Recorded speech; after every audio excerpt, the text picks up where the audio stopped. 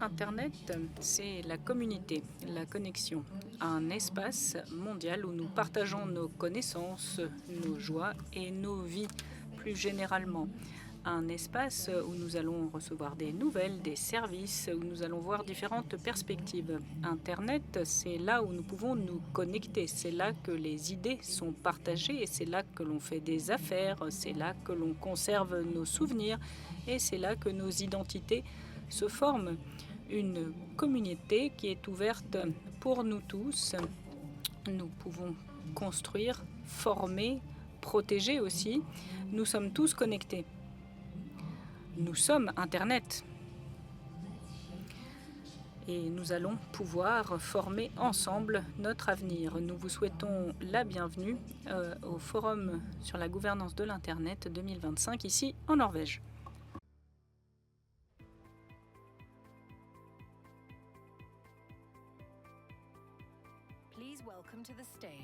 Je vous propose d'accueillir sur scène Karianne Tung, ministre de la numérisation et de la gouvernance publique.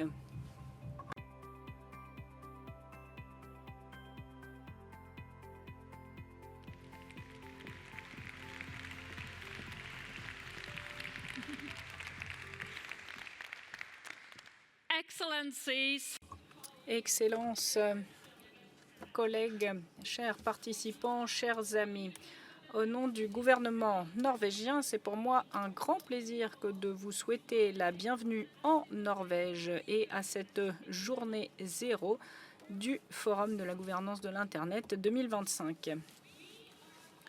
C'est pour nous un honneur d'accueillir ce forum important, un espace unique pour le dialogue mondial sur la façon dont nous gouvernons et formons notre monde numérique.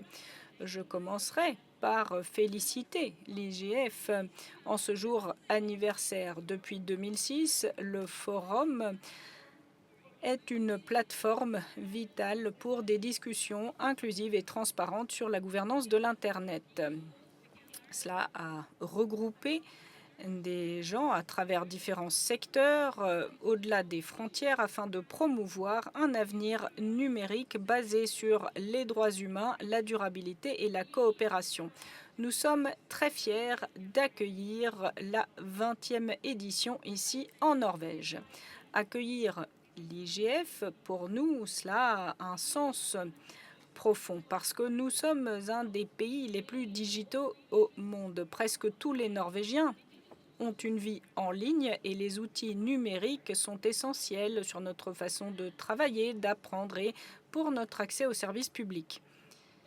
Mais la numérisation, ce n'est pas simplement de l'infrastructure ou de la technologie. Il s'agit également des personnes qui travaillent dans ces domaines. Et pour nous, Internet, cela doit être un forum ouvert, inclusif et ça doit être sûr pour tous. C'est pourquoi les valeurs comme la liberté, la participation, la confiance sont des termes qui sont au cœur de notre politique numérique et c'est pour cela que nous sommes si convaincus de l'importance de la coopération multiparties prenantes. La Norvège a toujours soutenu les Nations Unies et le multilatéralisme. Pour nous, l'IGF, c'est un point clé dans le rôle des Nations Unies visant à promouvoir un développement numérique responsable et centré sur l'humain.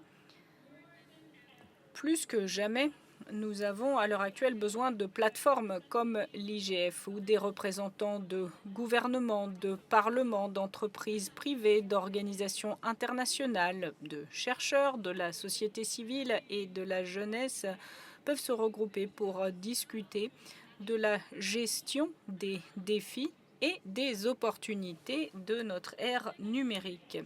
Ces prochains jours, vous allez traiter de questions clés. Vous allez voir des sujets tout à fait capitaux comme l'intelligence artificielle, la cybersécurité. Vous allez parler d'inclusion numérique, de liberté en ligne et de questions éthiques.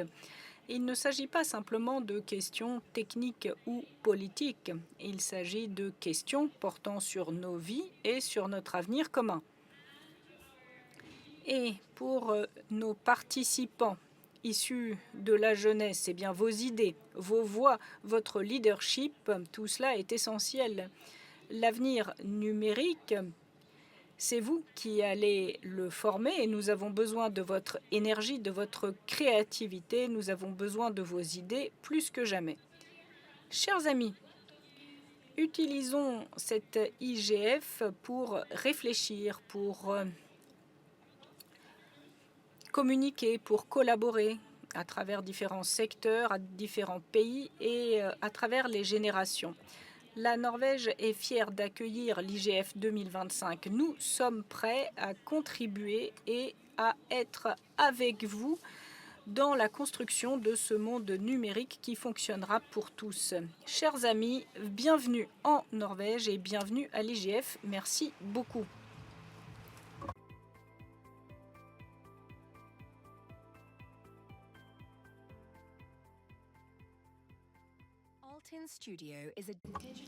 Altin Studio, c'est un outil numérique qui permet d'accueillir des services publics et des applications du service public. C'est une plateforme numérique sécurisée et c'est, dis-je dire, qui en est à l'origine et elle existe depuis 2020.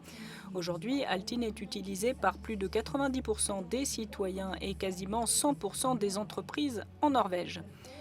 Avant Altin Studio, eh bien, les agences et municipalités en Norvège n'avaient pas de façon de collaborer pour créer des services numériques communs. Cela a créé une fragmentation et il n'y avait pas de bonne expérience des utilisateurs. Maintenant, les services numériques peuvent être partagés, réutilisés, et ce, à travers les 357 municipalités norvégiennes. Altin Studio, c'est un programme en source ouverte et donc la communauté peut y contribuer.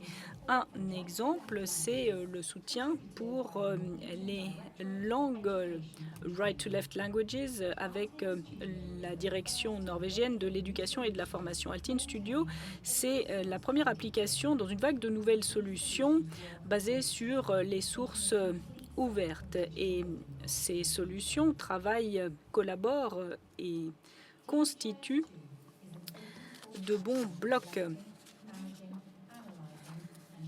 DHIS2, c'est une plateforme source ouverte pour la collecte, la gestion, l'analyse et le partage des données pour des statistiques au niveau des populations et développée à l'Université d'Oslo avec des partenaires dans 23 pays. Cette plateforme date de 1994. C'était à ce moment un projet de recherche conjoint entre deux universités, celle d'Oslo et celle de Western Cape en Afrique du Sud. Aujourd'hui, DHIS2 est la plateforme la plus importante d'information sur la santé utilisée dans 75 pays avec un impact sur 3,2 milliards de personnes. Il s'agit de surveillance des maladies, il s'agit de logistique, de programmes d'éducation et ce programme permet au gouvernement de prendre de meilleures décisions, de s'adapter aux besoins locaux, de répondre aux crises et de voir quels sont les impacts à long terme de ces différents éléments. Cela permet une collaboration et une innovation au niveau mondial. Et maintenant, l'organisme HISP est en train de créer des outils pour aider les pays à répondre, par exemple, au changement climatique, pour assurer que DHIS2 pourra continuer sa mission, transformer les données et les informations en action. VIPS, c'est un outil qui permet de lutter pour les agriculteurs contre les nuisibles grâce à des observations sur le terrain et des modèles mathématiques. On prédit les risques d'infection grâce à cet outil et cette plateforme numérique, elle est maintenue par NIBIO, l'Institut norvégien, et date de 2001. Aujourd'hui, VIPS est utilisé par les agriculteurs en Europe et dans plusieurs pays d'Afrique. Les agriculteurs qui utilisent VIPS n'utilisent les pesticides que lorsque c'est nécessaire. Ils réduisent ainsi l'utilisation de ces produits. C'est positif pour les agriculteurs, pour les consommateurs et pour l'environnement. VIPS fournit les outils pour collecter des données et cela permet également de diffuser des prévisions d'invasion de nuisibles. C'est un outil modulaire qui peut s'adapter et le moteur peut être intégré dans d'autres systèmes de prise de décision. Comme c'est un bien public, eh bien, cela peut soutenir différents systèmes dans l'Union européenne, le Mali, le Niger et le Malawi. Si nous regardons l'avenir, eh bien, plus de nuisibles seront incorporés afin que les prévisions soient plus précises et plus pertinentes. Protéger les cultures, protéger l'environnement, c'est ce qui rend VIPS un outil indispensable pour l'avenir.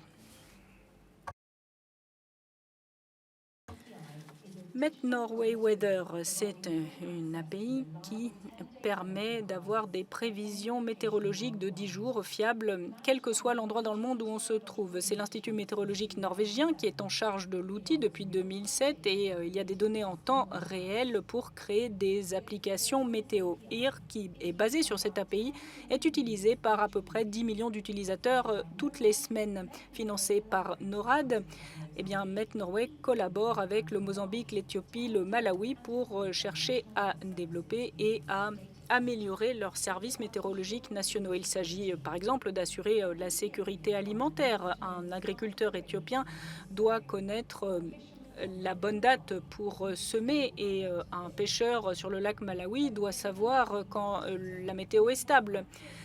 Il y a maintenant des prévisions précises au niveau mondial. C'est vital pour s'adapter au changement climatique et améliorer ces prévisions dans les pays à revenus faibles et moyens. Eh bien, cela permet aux institutions locales de publier par la suite leurs propres données. Publier les données au niveau local, ce sera encore plus accessible avec des modèles de prévision basés sur l'intelligence artificielle. Met Norway est fier de fournir l'expertise ainsi que des données ouvertes de bonne qualité pour des communautés résilientes.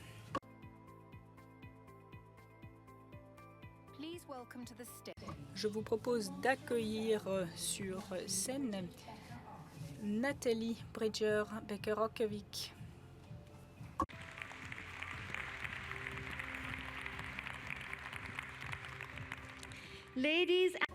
Mesdames et messieurs, chers invités, chers collègues, bien, d'abord, merci au ministre Tung et merci pour ces mots d'introduction. Bonjour et bienvenue à cette IGF édition 2025 ici en Norvège. Je m'appelle Nathalie et je suis ravie d'être celle qui va vous guider au début de cette semaine, qui va former notre avenir digital que nous construisons ensemble. Nous sommes ravis de vous accueillir, les représentants du gouvernement, de la société civile, du secteur privé, des jeunes, les experts techniques qui sont ici ou en ligne et qui vont participer à cette IGF 2025. Nous allons poursuivre notre voyage ensemble. Construire la gouvernance numérique ensemble, eh bien, c'est notre ambition, c'est notre responsabilité. Nous allons commencer avec un esprit ouvert, un objectif partagé. Et pour introduire ce thème, eh bien, je suis ravie d'accueillir un défenseur du multilatéralisme et de la coopération numérique. Et nous allons voir la gouvernance numérique sous un nouvel angle, étant donné le climat géopolitique. Une voix clé dans la diplomatie internationale, le ministre des Affaires étrangères norvégien, M. Espen Barth Eide. Je vous en prie.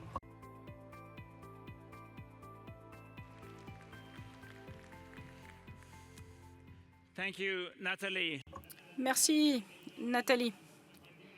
Et je rejoindrai ma chère collègue, la ministre Kari Anne Tung, dans ses mots de bienvenue. Bienvenue à mon tour, donc, en Norvège et à l'IGF 2025. C'est la 20e édition de ce forum. Les racines, elles datent du sommet sur la société de l'information, où il a été décidé qu'on avait besoin d'une plateforme à plusieurs parties prenantes pour voir comment nous allons gouverner ensemble Internet, comment nous allons nous assurer qu'Internet reste ouvert, inclusif et sûr. Et l'idée est de voir que c'est un bien commun au niveau mondial. C'est une histoire assez fantastique et tout le monde ici le sait sans doute. Alors ici et en ligne, parce que nous avons beaucoup de gens qui nous suivent en ligne aujourd'hui. Eh bien, vous savez que ce qui a commencé comme ARPANET, un projet de recherche militaire, ça a commencé aux États-Unis dans les années 80 et ça s'est transformé en ce que nous connaissons comme Internet. Et c'est quelque chose que l'humanité n'avait jamais vu. C'est finalement l'infrastructure la plus importante de notre planète, la machine, entre guillemets, la plus importante que l'homme ait jamais créée. Aujourd'hui, cela fait partie de tout. Qu'on y pense ou qu'on n'y pense pas, finalement, ça fait partie de tout parce que c'est finalement la colonne vertébrale de toutes les infrastructures. Et il y a beaucoup d'éléments dans le secteur privé aujourd'hui et ce sera le cas à l'avenir. Nous savons que le nuage, eh bien, ce sont des centres de données, ce sont des câbles de fibre optique, ce sont la gestion de l'information, la cybersécurité. C'est vraiment une plateforme tout à fait fondamentale pour notre vie moderne. Et comme l'a dit la ministre Tung, et en tant que Norvégien également, eh bien c'est vrai que j'ai du mal à me souvenir de la vie non connectée. Si on me montre un billet de banque norvégien, eh bien, je le reconnaîtrais à peine. Alors apparemment, ces billets de banque existent encore, mais moi, je ne les ai pas vus depuis des années, ces billets, parce que tout est numérique. Et ce n'est pas le cas seulement en Norvège, mais dans d'autres pays. Ça nous rend plus efficaces, ça nous permet d'ouvrir toute une série de nouvelles opportunités et ça nous rend également vulnérables. Et ça, c'est un élément qu'il ne faut pas négliger. C'est pour ça que nous avons besoin d'un Internet sûr, qui fonctionne, qui est ouvert et qui est inclusif. Parce que c'est vraiment une partie intégrante de tout le reste de ce qui nous entoure. Nous sommes convaincus que cette initiative de gouvernance a besoin exactement de ce que propose l'IGF, à savoir une plateforme multi-parties prenantes, parce qu'il y a en recherche dans le monde universitaire, les jeunes, la société civile, bon, les jeunes, on les a soulignés, les jeunes, eux, vivront toute leur vie dans un monde numérique. Si vous êtes vraiment jeune, vous ne vous souvenez pas d'un monde sans Internet. Pour ma part, je m'en souviens encore, mais ce n'est pas le cas des jeunes. Et nous voyons des opportunités énormes. Kofi Annan le disait lorsqu'il était secrétaire général des Nations Unies, lorsque tout ceci a pris forme il y a une vingtaine d'années. Et on voit encore les opportunités sans fin pour surmonter la fracture numérique. Nous pouvons maintenant emmener plus de monde vers la modernité, l'efficacité, avoir des solutions plus intelligentes.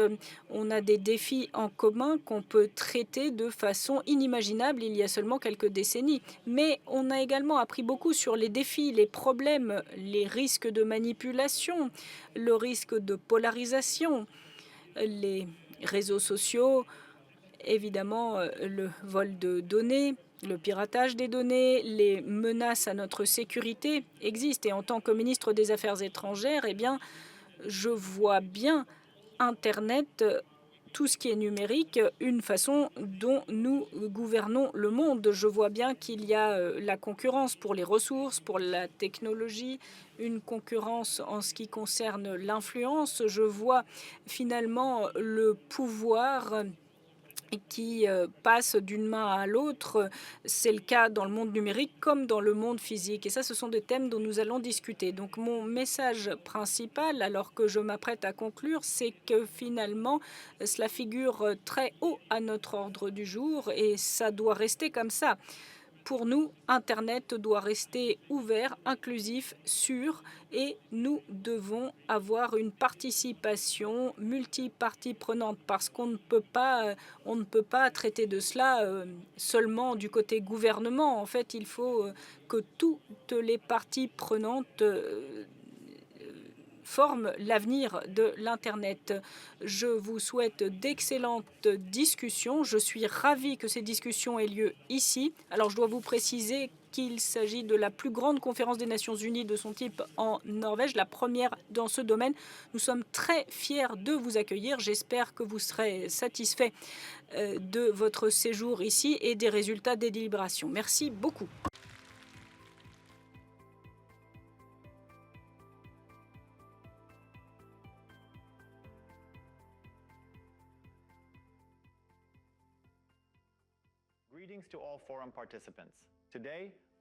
Bonjour à tous les participants étrangers. Aujourd'hui, le modèle multipartie prenante est plus pertinent que jamais. Il y a 3 ans, la Russie a lancé son invasion à grande échelle de l'Ukraine et nous luttons contre les attaques ennemies tous les jours grâce à l'unité et à la coopération du gouvernement, de la société civile, des entreprises, des partenaires internationaux, des bailleurs et des organisations.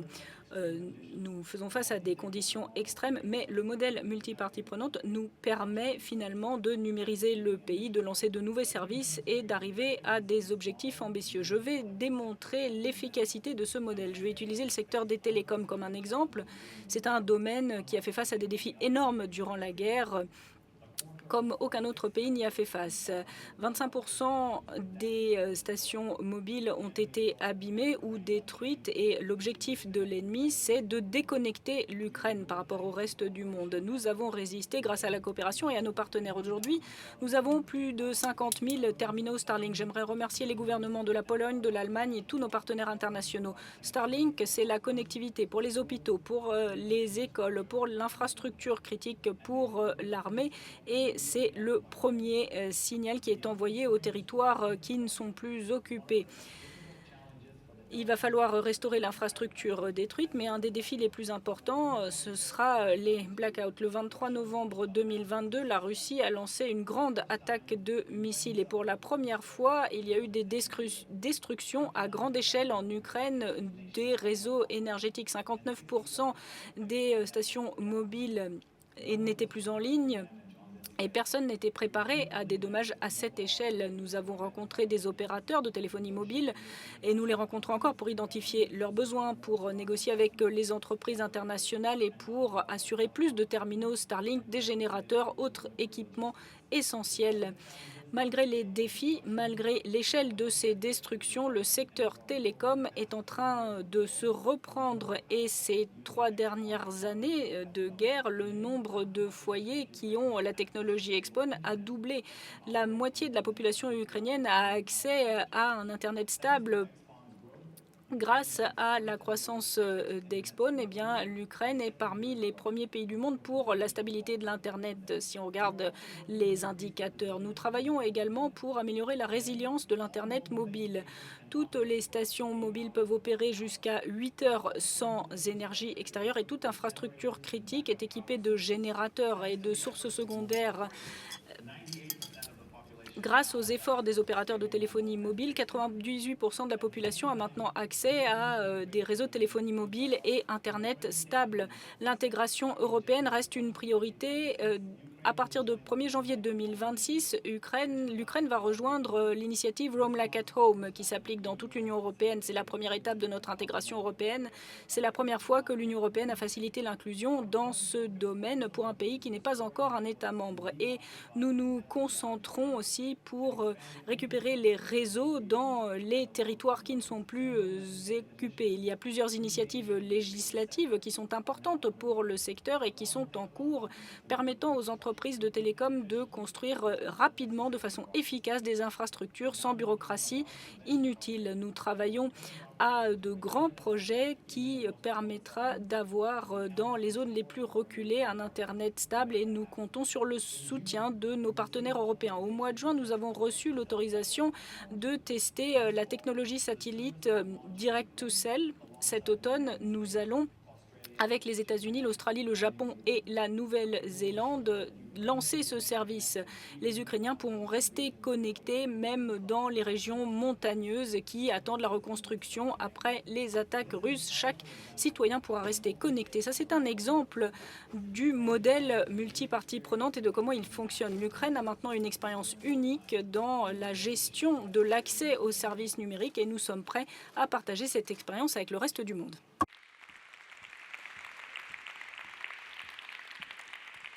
Thank you to Minister Bart.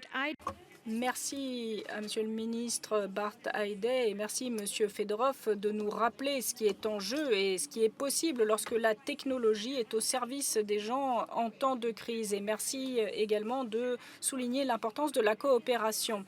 Maintenant, la dépendance à nos systèmes de satellites. Que se passe-t-il si les systèmes satellitaires ne fonctionnent pas? Pour essayer de comprendre les systèmes cachés qui soutiennent notre monde numérique, pour comprendre la géodésie dans notre monde moderne, je vous propose d'accueillir Nicolas Brown, qui est chef du Centre statistique géospatial au niveau mondial des Nations Unies. Nicolas, je vous en prie.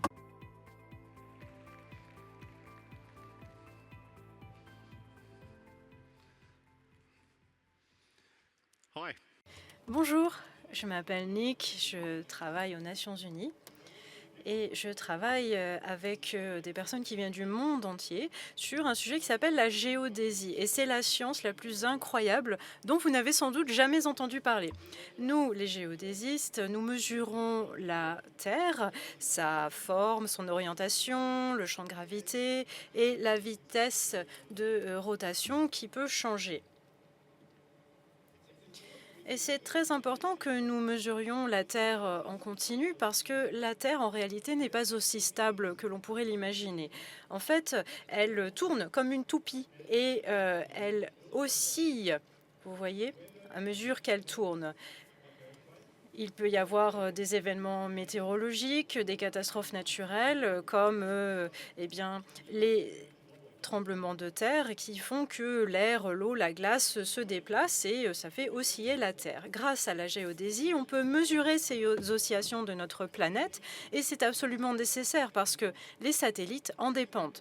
Par exemple, le GPS, les satellites Internet nous permettent d'avoir des informations exactes et fiables. Et pour cela, il faut connaître leur position exacte par rapport à la Terre, et ce, à n'importe quel moment. Imaginez pendant un moment un monde sans informations satellites fiables et exactes. Je vais vous demander d'imaginer un scénario. On est en 2029, il n'y a pas eu d'investissement significatif dans les observatoires au sol géodétique qui mesurent les oscillations de la Terre depuis des années. Et puis les universités, les institutions scientifiques dont on avait besoin pour réaliser ces analyses critiques, pour guider les satellites, eh bien, elles ne sont plus financées, elles n'ont plus l'expertise qui leur permette d'assurer ces fonctions. Alors imaginez ceci, il est 7h43, l'alarme de votre téléphone ne vous a donc pas réveillé à 7h, ça c'est bizarre. Et puis vous allumez la télé, vous voyez qu'il n'y a pas de signal. Il n'y a pas non plus de signal sur votre téléphone. Et pourquoi? Vous n'avez plus de service. Tout simplement parce que les satellites GPS ne fonctionnent plus et elles ne fournissent plus ces informations précises sur le temps qui permettent au téléphone mobile de se synchroniser avec les opérations des mâts téléphoniques. Et il est 9h03, vos amis doivent arriver par avion, mais comme les satellites de télécommunication et les GPS ne fonctionnent plus, eh bien tous les déplacements par air et par mer ont cessé. Les pilotes, les capitaines, etc. sont en train de passer à l'analogue. Les messages qu'on essaye d'envoyer par la radio aux véhicules qui sont au sol et pour les vaisseaux, on essaye de les faire revenir au port. Et à 10h18, les personnes qui sont au volant commencent à s'apercevoir que les feux de circulation ne fonctionnent plus très bien et c'est parce que, comme les mâts téléphoniques, eh bien, ces systèmes ont besoin d'informations précises des GPS. Et puis les accidents ont lieu partout, les services des urgences n'arrivent pas à arriver sur place parce que c'est le chaos au niveau de la circulation. Les rues sont bloquées. À 11h47, toutes les bourses ont cessé leurs opérations, et ce dans le monde entier, puisqu'ils n'ont plus les satellites GPS qui leur permettent de synchroniser les échanges avec intégrité. À 12h34, c'est la panique dans les rues, puisque les gens se précipitent vers les banques pour retirer de l'argent. Cependant, les distributeurs automatiques ne fonctionnent plus et les banques n'ont pas suffisamment de liquide pour en donner à tous ceux qui en demandent. À 14h02, dans un bunker en Europe, un pilote d'escadron a perdu contact avec ses drones armés qui faisaient un exercice. Et ces erreurs dans les systèmes de communication sécurisés font que les soldats, les vaisseaux, etc. sont tout simplement coupés de leur système de commande, et peuvent être attaqués. Et tous ces systèmes au sol ne sont plus synchronisés. Donc, même si certains satellites GPS arrivent à refonctionner, on n'a plus de système au niveau mondial. Et les systèmes de services de cloud commencent à ne plus fonctionner. L'Internet est de moins en moins efficace. Et vous voyez, très rapidement, à 11h du soir, 11h30, les pays qui dépendent des satellites pour leurs économies et leurs infrastructures critiques annoncent l'état d'urgence. À 23h58, les communications, le transport, les systèmes des ordinateurs, d'électricité ont tous d'énormes problèmes. Les politiques ont été prévenus que les chaînes d'approvisionnement alimentaire vont bientôt cesser de fonctionner, et c'est la peur d'une panique et de la fin de l'ordre public. La société moderne fonctionne grâce aux satellites. Donc la société moderne fonctionne grâce à la géodésie. Mais la plupart des gens n'en ont jamais entendu parler. Et les politiciens, c'est clair, n'en ont jamais entendu parler. Et le résultat est qu'il n'y a pas suffisamment de ressources allouées à la géodésie. Et j'aimerais vous dire pour conclure qu'il y a 3 choses importantes à cela. La géodésie, c'est très important, c'est la science la plus importante. Deuxièmement, quand vous rentrez chez vous, cherchez qui s'occupe de géodésie dans votre pays. Et troisièmement, appuyez ces personnes au mieux que vous le pourrez, parce que l'avenir des sociétés modernes, de l'Internet, et probablement votre emploi en dépendent. Merci.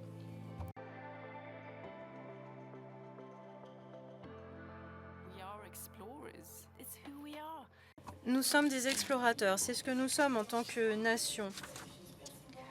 Nous sommes entourés de cet environnement très dur, et ce sont des conditions extrêmes qui nous poussent à innover. Et si quelque chose peut fonctionner en Norvège, malgré ces conditions climatiques, cela peut fonctionner n'importe où.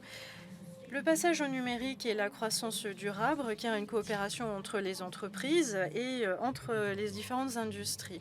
Si vous regardez ce qui se passe en Norvège, c'est un endroit où on peut tester toutes ces solutions autonomes, parce qu'il y a une grande variation dans les saisons. Si ça fonctionne au nord, ça fonctionne partout. Nous avons des personnes ici qui aiment bien tester les gens. Nous n'avons pas peur. Notre avantage, c'est que nous voyons cela comme une transition vers le transport écologique, et qu'il s'agit de voir comment on utilise les ressources, comment on peut collaborer, comment on peut réfléchir à la valeur pour l'utilisateur final. Je pense que la Norvège est bien positionnée pour ce qui est de livrer un système holistique qui peut soutenir l'intégration totale dans une société, parce qu'il y a une distance très courte entre les organismes publics, les entreprises privées, et la collaboration est très facile. Nous avons aussi une société qui est basée sur la confiance.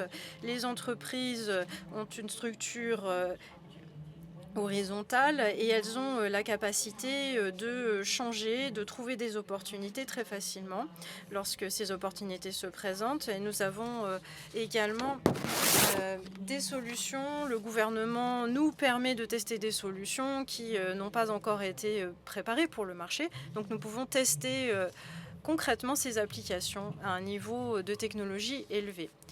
Nous pensons que les choses ne doivent pas être simples dès le départ. Nous devons faire du complexe dès le départ. C'est-à-dire qu'on a des véhicules autonomes dans des conditions hivernales très dures à Svalbard directement. L'autonomie, ce n'est pas un but en soi. Ça nous permet d'atteindre un autre but plus large, c'est-à-dire les efforts mondiaux pour réduire les émissions, les effets sur l'environnement mondial et l'autonomie. C'est une contribution à cela. Nous essayons d'éliminer les silos, nous essayons de connecter les lignes, de renforcer, de multiplier ces possibilités pour pouvoir travailler sur l'ensemble des modalités de transport. Parce que nous avons un esprit de collaboration, nous avons les différents acteurs dont on a besoin et nous avons le potentiel pour contribuer à ces avenirs de demain. Merci, j'espère que les films vous ont plu. Ça a vraiment, je crois, donné le ton, puisque la recherche, c'est effectivement quelque chose de très important pour l'avenir. Merci, Monsieur Brown, de nous avoir souligné des risques dont on n'a pas forcément conscience et à présent passer à ces risques cachés pour les voir et les traiter. Eh bien, nous avons besoin d'experts et de universitaire. À présent, ministre Osland, je vais vous demander de prendre la parole, de nous expliquer comment la Norvège va à l'avenir mettre en place ces solutions.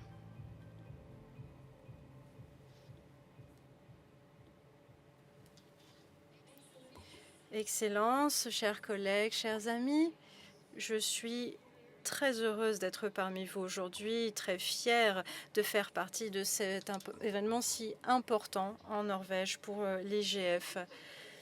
Le passage au numérique se fait rapidement. Cela nous donne des opportunités tout à fait incroyables, mais cela apporte aussi de nouvelles vulnérabilités. Et les décideurs politiques, nous devons accueillir ces opportunités et nous devons aussi utiliser ces possibilités pour qu'elles bénéficient aux gens. Et il ne faut pas avoir de la technologie pour de la technologie. C'est la technologie pour améliorer la vie des gens et de nos citoyens.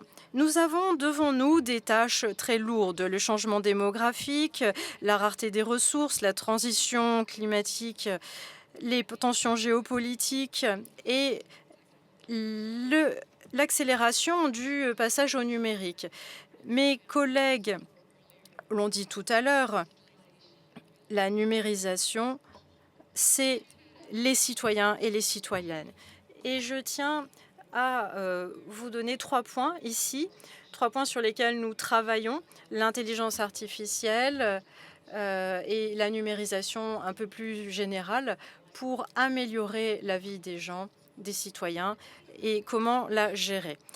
Bien, d'abord, les chercheurs norvégiens travaillent sur l'IA depuis des années, comme les citoyens du monde entier. Nous sommes face à des évolutions très rapides dans ce champ et nous sommes rendus compte qu'il fallait aller plus vite. Il y a 2 semaines, le Premier ministre Jonas Gahr Støre ont annoncé 6 centres de recherche de l'IA. Il s'agit de centres qui vont mener la voie pour les connaissances de l'IA en Norvège, pour les universités, les centres de recherche, le secteur public et les entreprises. Ils travailleront ensemble pour comprendre la technologie, la développer, trouver des solutions et en tirer des profits. Donc, cela renforcera l'innovation dans la recherche, le secteur public, les entreprises pour renforcer notre société qui est basée sur la confiance et accélérer les choses en termes d'utilisation de l'IA. Également dans la navigation, les recherches, la santé, l'éducation, nous devons aussi nous assurer que le système éducatif incorpore les outils, les compétences, les composants numériques et également un point très important, lorsqu'on utilise l'IA, n'oublions jamais d'utiliser notre intelligence humaine. Cela signifie que nous devons avoir un système éducatif qui utilise la technologie correctement, au bon âge, de la bonne façon, et nous faisons évoluer notre système éducatif supérieur pour intégrer l'IA. Notamment, nous voulons nous assurer que cette intégration de l'IA ne compromette pas pour autant l'apprentissage. Et nous voulons que notre système éducatif incarne cette intégration de l'IA. Également, la semaine dernière, j'ai eu le plaisir d'inaugurer Olivia, notre super ordinateur norvégien qui est écologique, et elle représente 17 fois la capacité de la Norvège pour les calculs par ordinateur. Elle permettra de mettre en place des grands modèles de langage, notamment sur les langues européennes. La technologie a besoin de collaboration internationale, de politique, et ça m'amène à mon troisième point, les réglementations, les régulations qui doivent se faire au niveau international à mesure que nous progressons ensemble dans cette voie. La collaboration internationale, c'est un aspect très important de la numérisation, de ces efforts dans cette voie. Les centres nationaux pour l'IA, dont j'ai parlé, sont orientés vers l'international avec des salariés du monde entier, et voilà pourquoi votre présence ici est très importante et souhaitable. Et je vous souhaite d'excellentes discussions, d'excellentes collaborations, et je vous souhaite des journées d'apprentissage mutuel pour bâtir notre avenir numérique commun à tous et à toutes.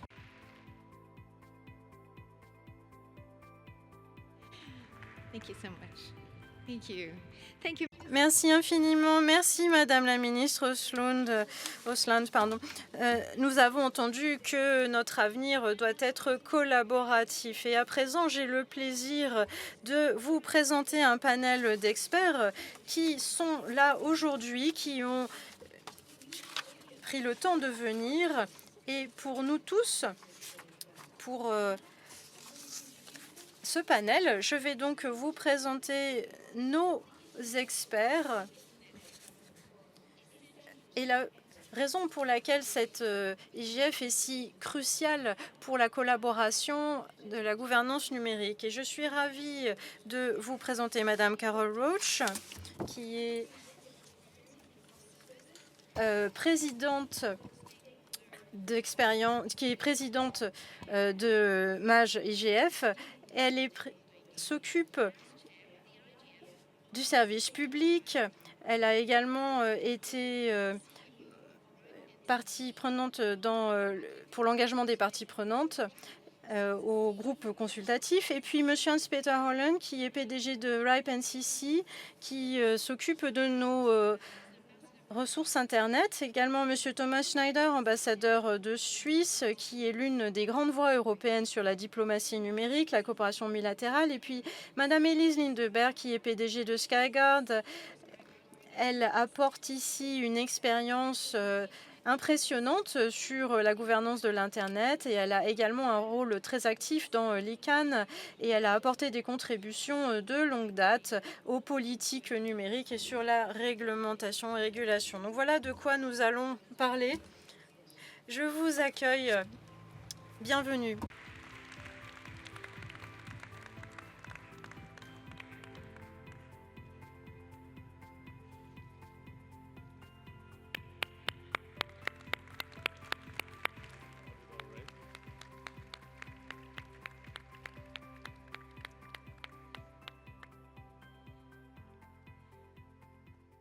Thank you so much to our esteemed panel for joining us today. It is great to have you all here, coming from different parts of the world to... Merci à nos estimés panélistes de nous rejoindre. Vous faites partie de cette conversation. Merci à vous d'être là.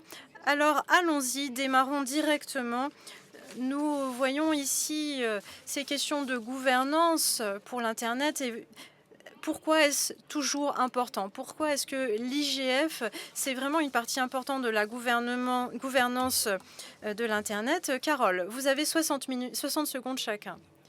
Alors la technologie est présente partout, elle est inévitable, elle influence notre mode de vie, la façon dont nous interagissons les uns avec les autres. Et c'est notre lien avec la famille, les services bancaires, la santé, l'éducation, les entreprises. Et la technologie continue d'évoluer. On voit de plus en plus d'intrications. Les défis sont de plus en plus complexes. Il y a des questions liées à la sécurité numérique, au vol d'identité. Et nous ouvrons ici un dialogue à cet IGF sur la gouvernance mondiale. Et c'est plus qu'un forum, c'est une communauté, c'est un réseau de parties prenantes qui ont à cœur un Internet sûr, un avenir numérique sûr. Et voilà pourquoi nous sommes toujours là 20 ans plus tard. Merci Heinz. L'IGF joue un rôle critique et essentiel parce qu'il permet de réunir les différents groupes comme les universités, les entreprises, les communautés techniques, les citoyens autour de la même table. Nous voyons des changements géopolitiques, des évolutions technologiques rapides et il nous faut plus et non pas moins.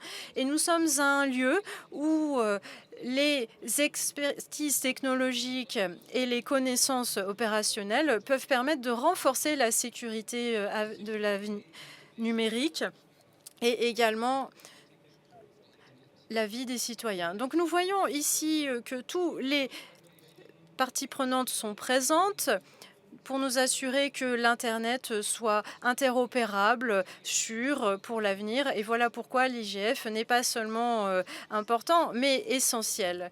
Monsieur l'ambassadeur, je vous laisse la parole. Bon, beaucoup de choses ont déjà été dites. Si vous voulez prendre des décisions sur la façon d'utiliser des outils numériques de sorte qu'ils bénéficient à tous et à toutes, eh bien, il vous faut un lieu où tout le monde puisse en discuter, comprendre les implications de telle ou telle décision, voir des choses qu'on n'avait pas forcément vues. Et cette plateforme, plus elle est inclusive et mieux c'est. Voilà pourquoi il est essentiel d'avoir ce type de plateforme comme l'IGF où on peut discuter les uns avec les autres, même si nous vivons à une époque où les gens pensent qu'ils peuvent prendre des décisions tout seuls, sans intégrer qui que ce soit, sans baser leurs décisions sur des faits. Mais je pense que nous devrions continuer à croire en nos valeurs et agir selon nos valeurs et ne pas se préoccuper de ce que font les autres. Donc voilà ce que je préconise pour l'avenir. Merci. Merci, monsieur l'ambassadeur Schneider. Elise Lindeberg, vous avez la parole. Merci, bonjour à tous. Je suis très fière que l'IGF soit en Norvège. Cela fait pratiquement 15 ans que je participe à l'IGF. Je vois son évolution. Je vois qu'il y a plus d'intérêt, plus de perspectives, plus de personnes qui rejoignent cette plateforme, ces workshops. C'est formidable. Et l'IGF, c'est vraiment une partie essentielle de la communauté des parties prenantes mondiales. C'est ce que ce forum est devenu. Il est ouvert, il est inclusif. C'est à cela que nous travaillons, pour qu'il reste ouvert et inclusif. Et il s'agit de nous assurer que le dialogue continue sur Internet et sur la façon dont Internet peut continuer à améliorer nos vies. Internet joue un rôle dans l'intérêt public. Son rôle, c'est de justement nous donner une meilleure vie. Et c'est vraiment la base de nos sociétés aujourd'hui. Excusez-moi. Et des défis que nous voyons pour l'avenir. Merci Élise, merci. Vous êtes formidable. Vous avez vraiment gardé, vous avez tenu au temps imparti. Et deuxième question. Comment est-ce que vous assurez un équilibre entre les perspectives de ces différentes parties prenantes? Eh bien, les parties prenantes ont un intérêt ou des inquiétudes. Ils peuvent avoir une autorité aussi pour telle ou telle décision, les influencer. Et l'IGF détient différentes perspectives. On a entendu juste avant ce qui était dit sur les valeurs. Il est important de comprendre les différents besoins des différentes parties prenantes et c'est essentiel pour arriver à un consensus. Et cela signifie qu'il nous faut là un environnement qui respecte la diversité, les différences et la gouvernance de l'IGF, de l'Internet. Cela nous permettra d'avancer vers notre avenir commun. Merci. Hans-Peter Hollen. Eh bien, cet avenir dont nous parlons, il n'arrive pas comme ça. Il est préparé. Nous avons des politiques qui viennent de la base. Nous avons également des communautés à qui nous faisons confiance. Nous avons des déclarations, des protocoles d'accord qui sont signés et nous soutenons le maintien, le développement des capacités pour la sécurité. Et cela signifie qu'il nous faut un espace pour avoir des responsabilités partagées, surtout pour les voix qui sont peu représentées. Et c'est essentiel d'avoir toutes les parties prenantes de tous les niveaux à la table pour avoir une perspective qui soit réellement équilibrée. Monsieur l'ambassadeur Thomas Schneider, je travaille pour un gouvernement et je peux donc vous assurer que les gouvernements essayent toujours de prendre des décisions équilibrées parce que c'est plus démocratique. Donc on n'a pas forcément besoin en tant que gouvernement d'avoir une approche multipartite parce qu'on est déjà la représentation du peuple. Enfin, j'aimerais bien dire cela, mais ce n'est pas forcément vrai. Donc il faut vraiment montrer les impacts de telle ou telle décision. Il faut écouter ce que les gens disent, quelles sont leurs valeurs, parce qu'on peut avoir un dialogue et un consensus sur les valeurs. Et ensuite, il faut s'assurer que les différentes parties prenantes de l'industrie, des gouvernements ou autres soient redevables. Et voilà pourquoi il nous faut un forum multipartite comme l'IGF. L'année dernière, certains d'entre nous étions à São Paulo et nous sommes mis d'accord sur les guidelines, les lignes directrices de São Paulo. Et cela montrait comment est-ce qu'on pouvait mesurer la transparence, la redevabilité des différents processus multipartites pour avoir une approche équilibrée partout. Merci. Élise, qu'en retirez-vous? Eh bien, d'abord, c'est un effort, année après année, de s'assurer que ce forum reste équilibré et reste ouvert et inclusif. Il s'agit d'assurer la représentation régionale, des différents genres, et puis la transparence. Ce n'est pas toujours facile de manœuvrer à travers ces différents points. Et si nous sommes suffisamment progressifs, si nous parvenons à faire venir d'autres types de personnes, je crois qu'on aura des discussions intéressantes parce que nous sommes face à des défis complexes pour l'avenir et il est important de rester ouvert, d'avoir des gens qui puissent venir et nous apporter leur expertise et leur expérience. Merci infiniment, c'était vraiment lumineux. Et c'est formidable d'avoir comme base ce que vous venez de dire pour la suite de notre discussion. Et j'aimerais faire un appel à action, encore une fois, à 60 secondes, pour les gouvernements ou autres. Alors, Hans-Peter, un appel à action. Pour nos gouvernements, oui, nos collègues du gouvernement, la gouvernance numérique doivent être basées sur des fondations fiables. La fondation, c'est Internet et vous avez une responsabilité qui est unique pour assurer cette responsabilité, n'est-ce pas? Et il y a aussi des possibilités de collaboration. Donc, travailler avec les communautés techniques et technologiques, pas seulement quand il y a des crises, mais à tout moment. Investissez dans le renforcement des capacités et défendez la légitimité des espaces multipartites comme l'IGF. Pour ce qui est de l'appropriation ou conjointe, eh bien, nous devons avoir de l'ouverture parce que c'est ensemble que nous façonnons l'avenir de l'Internet. Merci, c'était un appel à action. Monsieur l'ambassadeur Schneider, je vis dans un pays où ce n'est pas le gouvernement ou le Parlement qui a le dernier mot puisque nous avons des référendums et c'est donc le peuple qui décide des votations. Et je crois que si vous avez des espaces participatifs où l'on prend des décisions et où l'on a des mécanismes où parfois les gens sont obligés de prendre position, d'être pour ou contre, et qu'ils devront faire face aux conséquences de cela. Et j'encourage les chefs des gouvernements, les gouvernements parlementaires à écouter ce qui se dit, écouter la sagesse des experts. Merci, Monsieur l'ambassadeur. Élise, votre appel à action. Je crois que ce dialogue multipartite, bien sûr, le gouvernement doit jouer un rôle important dans ces discussions, mais avec le dialogue au sein de l'IGF, les gouvernements ne peuvent aussi écouter les conseils qu'on leur donne et pas seulement parler. Vous êtes aussi un espace où nous sommes un espace où on peut tester des solutions, où vous pouvez écouter, vous, les gouvernements, les différentes expériences des différents pays, et les gouvernements peuvent aussi partager, faire part de leurs expériences. Voilà. Merci Élise, merci infiniment. Un grand merci aux experts de notre panel. Merci Monsieur l'ambassadeur Schneider, merci Carole, merci Élise. Un grand merci. Je vous propose de les applaudir bien fort. Merci beaucoup d'avoir établi la fondation de nos discussions. Merci. Nous passons à notre deuxième panel où des ministres du monde entier vont réfléchir à la pertinence du panel de l'expérience multipartite. Alors je vais essayer de montrer un cadre un petit peu. Nous avons des tensions géopolitiques de plus en plus importantes.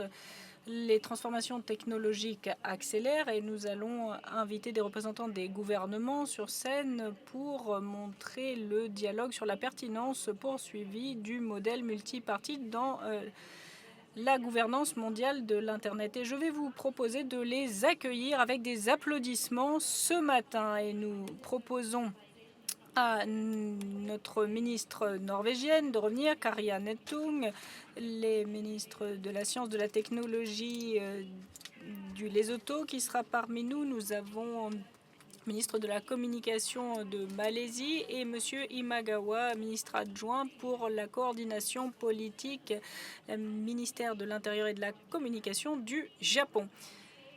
Je vous propose de les accueillir sur scène et de les applaudir chaleureusement.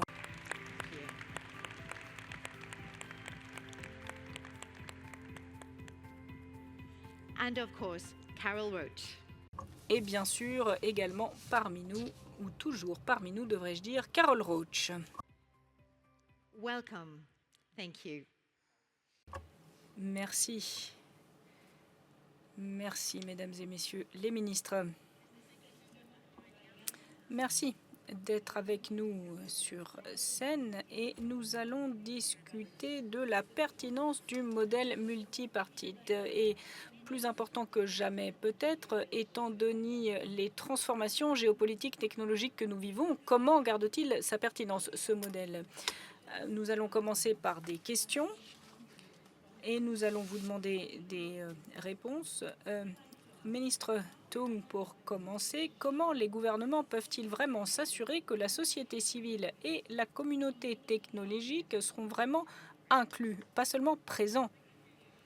Merci beaucoup pour ces questions. Eh bien, la Norvège croit au modèle multipartite. C'est important d'inclure toutes les parties de la société civile, le gouvernement, mais également les entreprises, et un Internet ouvert et libre où toutes les parties prenantes de la société sont représentées. Eh bien, ça, c'est capital pour s'assurer que les acteurs, justement, peuvent se regrouper, peuvent discuter, puisque nous faisons face à un monde de plus en plus complexe et un Internet de plus en plus complexe également. Et pour nous, les processus multilatéraux ne sont pas suffisants. Il faut des plateformes multiparties prenantes pour se rencontrer. Donc pour nous, avoir les entreprises et la société civile parmi nous, c'est vraiment très important. Merci beaucoup. Je me tourne à présent vers autre chose. Qu'est-ce qui est en jeu si l'IGF, en tant que plateforme, perd de son poids politique, perd sa légitimité? nous allons nous tourner vers Nati Morossi du Lesotho. Merci, Madame la modératrice. C'est pour moi un honneur de m'exprimer au nom du Royaume du Lesotho. Alors, comme l'a dit la ministre norvégienne, eh bien, nous aussi, nous sommes engagés à ce modèle multipartite. Pour nous, ce n'est pas seulement une question de principe, c'est une question de nécessité. Pour nous, la gouvernance inclusive assure que l'avenir numérique ne sera pas formé seulement par les puissants, mais par un dialogue qui va refléter la réalité et les besoins de tous. Si l'IGF n'a plus le poids politique et le soutien politique, eh bien les conséquences pour les petits pays comme le Lesotho seront énormes. L'IGF, c'est l'une des plateformes vraiment inclusive où nous pouvons être en contact avec des acteurs au niveau mondial à nos conditions. Nous pouvons parler de connectivité rurale, nous pouvons parler de sécurité des serveurs, de confiance numérique. Sans cela, nous courons un risque, et c'est d'être mis de côté par des modèles qui vont être plutôt commerciaux ou écouter la puissance géopolitique. Nous constatons donc que pour nous, le dialogue multipartie prenante, c'est important. Moi, j'aimerais vous donner un exemple. Lorsque nous avons eu des élections chez nous, il était difficile de réglementer les réseaux sociaux parce que les politiques ne reflètent pas toujours les lois nationales. Chez nous, il y a des défis. Par exemple, faire respecter le fair play pendant les périodes électorales et lorsque les contenus sur les plateformes ne sont pas vérifiés, eh bien, il y a certaines plateformes qui parfois sont fermées et nous ne sommes pas vraiment en faveur de cela. Nous voulons des forums comme l'IGF qui vont pouvoir promouvoir des solutions respectueuses. Merci. Merci, Madame le ministre, et merci de vous en tenir aux 3 minutes, chers participants, parce que ce sont de grandes questions, évidemment, auxquelles nous devons répondre, et vos contributions sont très appréciées, mais nous n'avons pas malheureusement un temps indéfini. Je poursuis avec Madame Teo Ni Ching, ministre adjoint des Communications en Malaisie. Pourriez-vous nous faire part de l'approche de votre pays vis-à-vis de ce modèle multipartite? Si on perd le soutien pour l'IGF, qu'est-ce qui est en jeu? Merci, Madame la modératrice. Pour la Malaisie, eh bien, nous sommes un pays multiculturel et nous voulons une économie numérique. Pour nous, le modèle multipartite, ce n'est pas seulement un modèle théorique, c'est une nécessité opérationnelle qui guide nos actions au quotidien. Pour nous, cette approche est plus importante que jamais à l'heure actuelle pour naviguer dans la gouvernance numérique qui est difficile et nous voulons un système qui est durable et équitable. Et là, nous avons une question sur ce qui est en jeu. Si IGF perd le soutien des gouvernements, bien d'un point de vue des pays du Sud global, eh bien, nous aurons un problème de colonisation numérique parce que nous aurions de grandes entreprises et les pays du Nord qui dictent les règles pour le reste du monde. Donc si nous n'avons pas des plateformes inclusives, alors nous n'aurons pas la possibilité de faire entendre les voix des plus petits pays qui pourraient s'engager au même niveau que les plus grands. Donc en fait, le succès du plan numérisation de la Malaisie, eh bien, ça dépend de ceci. Les conséquences d'un manque d'un tel système serait énorme. On aurait un problème de concurrence de notre économie et on aurait un problème systémique à caractère plus large.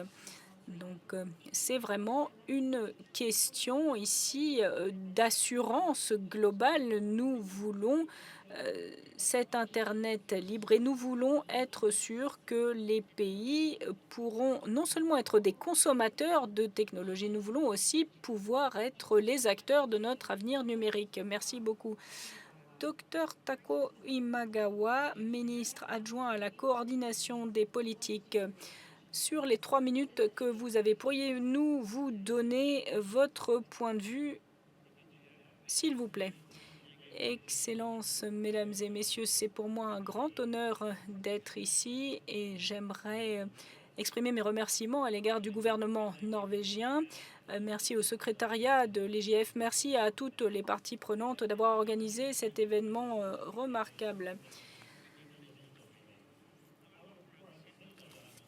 Nous nous centrons sur 4 priorités. La gouvernance de l'Internet et différentes initiatives, par exemple faire avancer les différents processus d'Hiroshima entre autres, et puis les centres de données ainsi que d'autres centres d'infrastructure. Et puis la cybersécurité, le renforcement des capacités pour les pays en développement, l'intégrité de l'information, traiter des défis comme la désinformation et la protection des enfants en ligne. Inutile de dire que pour le Japon, il est très important d'avoir une approche multipartite. Et l'IGF est vraiment un symbole de cela. Ça montre comment le dialogue inclusif peut donner des résultats concrets. Et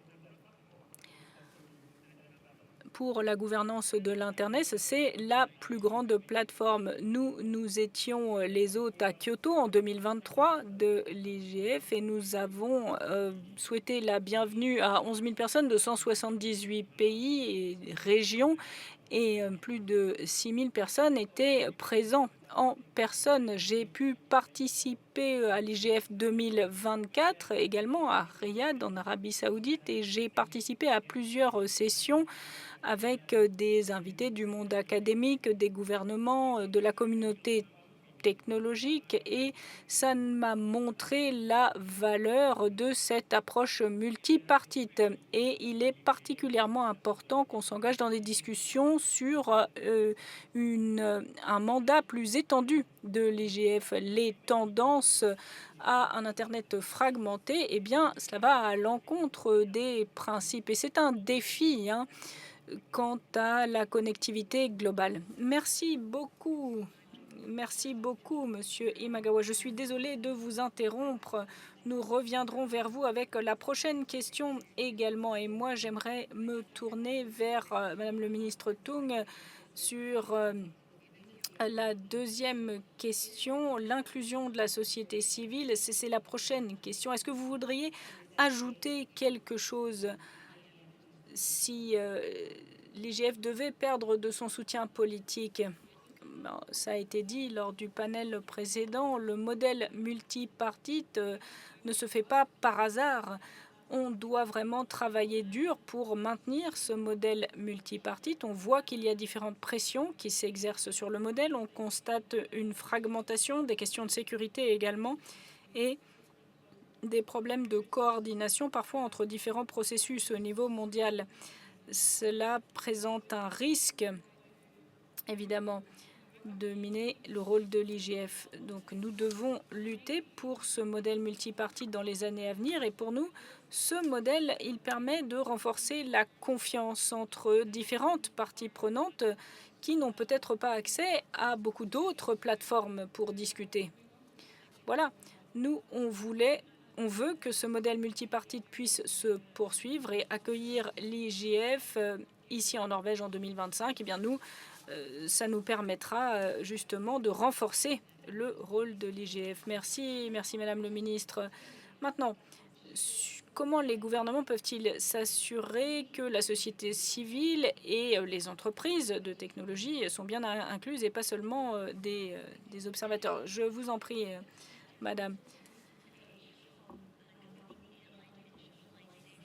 Il y a des défis à notre ère numérique, gouverner l'intelligence artificielle. Personne ne peut agir seul, pas les gouvernements, pas les entreprises, pas la société civile. Donc il faut une inclusion pleine de sens et nous devons aller au-delà d'inviter les parties prenantes aux réunions. Il faut construire un écosystème de la société avec de vrais partenaires et une approche dans ce sens. Nous voulons que notre public, la société civile, soit vraiment engagée. Alors, Cyber Nania dans ma langue. Ça veut dire actually en anglais. Et ça veut dire qu'en fait, c'est un portail auquel a accès le public. Nous avons maintenant, depuis 2017, 2,2 millions d'utilisateurs. Nous avons un système de vérification des données et nous avons pu répondre à des demandes d'utilisateurs très nombreuses en peu de temps. Donc nous avons une société civile très engagée. Nous avons une réglementation sur les contenus. Nous avons notre loi sur le contenu média en Malaisie qui est en vigueur depuis le début de l'année et 85% du contenu vient de la société civile. Pour nous, ça, c'est vraiment l'inclusion pleine de sens. Merci beaucoup, Madame Ching. Docteur Imagawa, pouvons-nous vous poser la même question? Comment les gouvernements peuvent-ils vraiment s'assurer que les entreprises de technologie et la société civile sont vraiment inclus? Une vraie gouvernance de l'Internet, ça ne peut pas s'appliquer du haut vers le bas. Il faut une vraie coopération avec le gouvernement, le secteur universitaire, les entreprises et les plateformes multipartites doivent évoluer parce que les demandes évoluent. L'idée, c'est d'avoir une meilleure inclusivité. Un exemple, c'est l'utilisation de la piste jeune l'année dernière à l'IGF, une initiative intéressante pour faire participer mieux les jeunes. Pour nous, c'est un cadre bien pour l'inclusion de la société civile. Pour ce qui est de la technologie de l'Internet, eh bien, il y a maintenant des cadres de gouvernance et l'ICANN et l'IGF ont joué un rôle important dans ce cadre pour un Internet ouvert. Il y a différentes parties prenantes qui ont participé activement et il y a des groupes d'études, des panels d'experts qui ont été organisés. Nous espérons que par ce biais, la société civile et les entreprises pourront continuer à jouer un rôle important pour former l'avenir de l'Internet. Merci beaucoup, Monsieur Imagawa. Maintenant, j'ai une question aux membres du panel. Encore, quels sont les risques, à votre sens, pour les acteurs plus petits en taille si nous perdons les outils? Madame Morossi, je vous en prie. Merci, Madame la modératrice. Je pense qu'il faut d'abord reconnaître que l'IGF reste l'une des plateformes où on a une coopération avec les pays les plus puissants, avec les plus grands acteurs du secteur. Et pour les parties prenantes, peut-être plus petites, perdre des plateformes comme l'IGF, ce serait beaucoup plus que symbolique, ce serait stratégiquement difficile. Lorsque les décisions se prennent à huis clos, que ce soit dans des forums dominés par les gouvernements ou les entreprises, eh bien là, les autos se sentiraient exclus, n'auraient pas d'influence, n'auraient pas de visibilité. Donc les arènes inclusives nous permettent de nous exprimer, d'être entendus. Nous pouvons apprendre, constituer des coalitions et nous pouvons nous assurer que les règles reflèteront nos contextes sur la gouvernance des données, la cybersécurité et la responsabilité des plateformes. Il ne s'agit pas de concepts abstraits, ça a vraiment des conséquences sur la durabilité de notre système éducatif, sur nos élections. Et si nous perdons ce type d'espace, eh bien, nous aurons des problèmes parce que nous n'aurons pas nos contributions, ce ne sera pas aligné sur nos lois, nos cultures. Nous risquons une fracture numérique plus grande et ça peut être vraiment des fractures géopolitiques pour terminer. C'est pour cela qu'il faut une gouvernance numérique multipartite, sinon il n'y aura pas de confiance, pas de légitimité, pas de stabilité. Et pour des pays comme le nôtre, eh bien, nous n'aurions plus d'espace où nous exprimer. Merci beaucoup, Madame le ministre. Carole, je me tourne vers vous. Pour vous, quels sont les risques pour les acteurs de plus petite taille si nous n'avons plus d'arène inclusive? Eh bien, je crois que Madame la ministre l'a très bien résumé. Je vais vous donner une réponse très courte. Si nous perdons des forums inclusifs comme l'IGF, eh bien, les parties prenantes ne pourront pas être incluses équitablement. Et dans ces cas-là, nous courons à l'échec. Si nous combinons ceux qui sont moins puissants, disons, eh bien, c'est 85% de la population mondiale, 39% quasiment du PIB. Donc, il suffit de faire les calculs, hein. Donc, il y a évidemment des conséquences pour l'avenir numérique et nous voulons que cet avenir numérique soit pour tous, hein. Et nous courons le risque de ne pas remplir différents objectifs. Alors, nous sommes exceptionnellement à l'heure et je demanderai au panel de nous donner quelques mots de conclusion.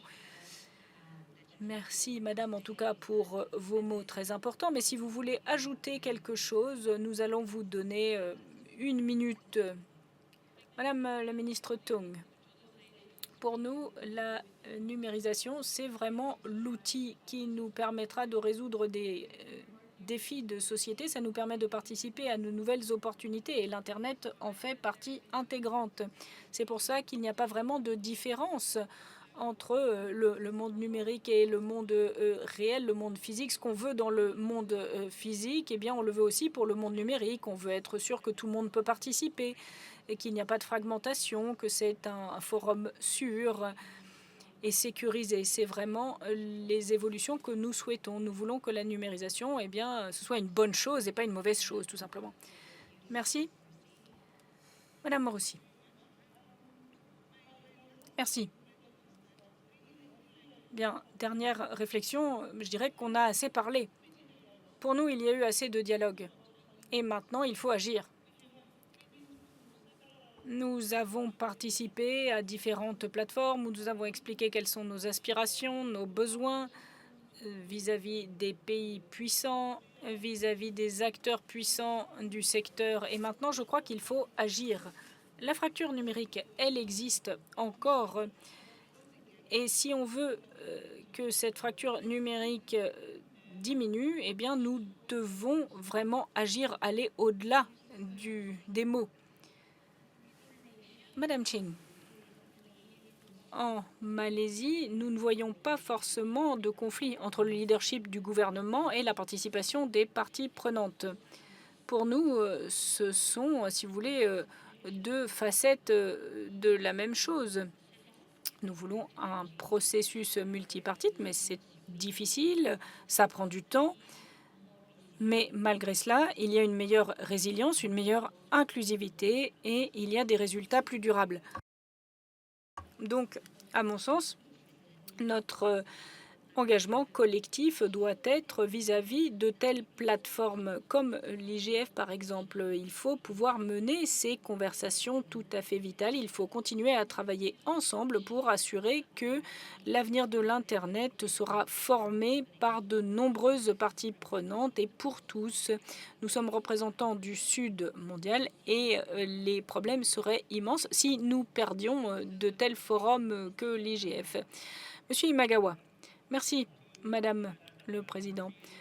Pour avoir un Internet ouvert et libre, eh bien, il est important d'avoir une approche multipartite. Il faut une sagesse collective sur ces questions complexes. Donc, il ne faut pas simplement que le mandat s'élargisse pour l'IGF, mais qu'on travaille à la continuité sur le long terme. Merci beaucoup, Carol Roach.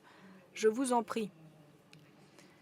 Bien, il y a une complexité à plusieurs niveaux.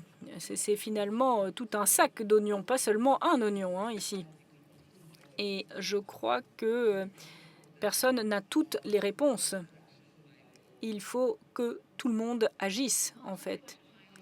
Oui, que tout le monde agisse, c'est très bien. C'est un message puissant au gouvernement, aux panels qui vont suivre, aux intervenants qui vont arriver, ceux qui nous suivent en ligne.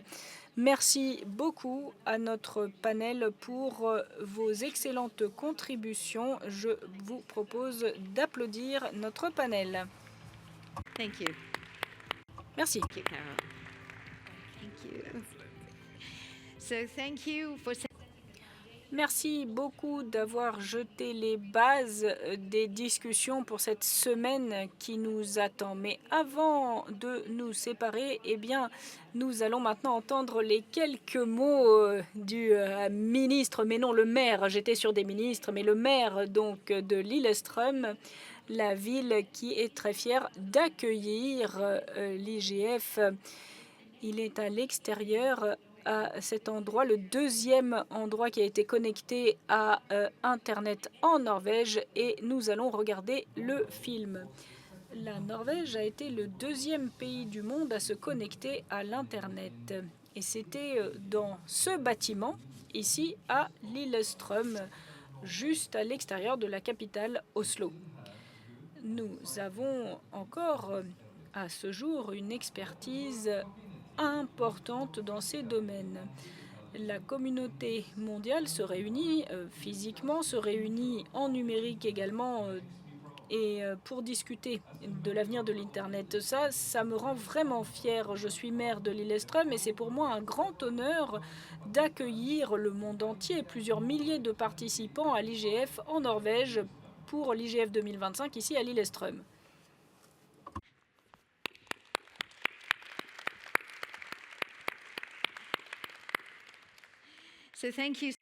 Merci beaucoup à Monsieur le maire de Lillestrøm et merci beaucoup à tous nos panélistes qui ont participé à cette session d'ouverture sous l'égide de la Norvège. Alors maintenant, nous en avons terminé pour cette session. Merci d'avoir été parmi nous. Nous avons maintenant jeté les bases d'excellentes conversations toute la semaine et nous espérons que vous allez être actifs. Mais nous venons de commencer, donc nous vous proposons d'explorer les différentes sessions, pas seulement aujourd'hui. Revenez dans cette salle de plénière, regardez où nous allons discuter d'intelligence artificielle, des différents efforts dans ce cadre-là. Et puis, vous pouvez vous rendre dans le village juste à l'extérieur ici avec les différents stands. Vous pouvez tirer de l'inspiration. Il y a une scène ouverte. Les conversations s'y poursuivent pendant toute la journée. Et si vous ne l'avez pas fait encore, téléchargez l'application. Comme ça, l'application peut vous montrer un peu où vous pouvez aller. Ici, dans cette salle de plénière, à 11h30, eh bien, nous allons voir la sécurité des câbles sous-marins. Et puis, vous aurez une session sur la durabilité numérique. Mais pour les panels, le réseautage, eh bien, regardez l'application pour tout cela. Alors, au nom de l'équipe organisatrice, au nom du pays hôte, la Norvège, nous vous souhaitons une semaine excellente qui vous permettra de mener des réflexions, de collaborer. Merci et nous allons continuer à construire la gouvernance numérique ensemble. Merci beaucoup.